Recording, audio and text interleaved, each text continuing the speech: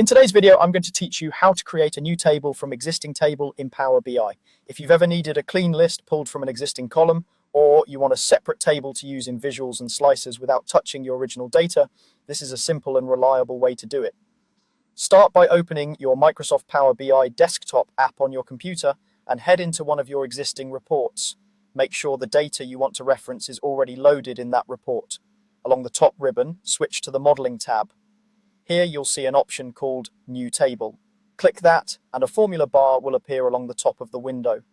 This is where we'll write a DAX expression to define a calculated table. Calculated tables are created from your model using DAX and are stored in the model. They don't overwrite anything in your source.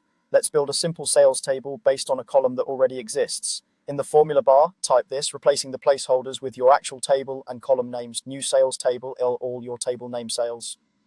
The all function returns a table of all distinct values from that column, ignoring any filters. In other words, you'll get a clean, deduplicated list of sales values drawn directly from your existing table.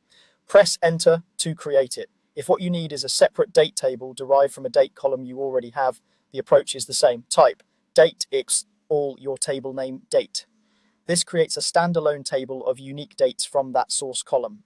It's useful when you want a date list that's independent of filters affecting the original table, especially for time-based slices or clean category lists. After you confirm the formula, look to the right side of the Power BI interface. In the Data panel, also known as the Fields pane, you'll see your newly created tables appear with the names you provided.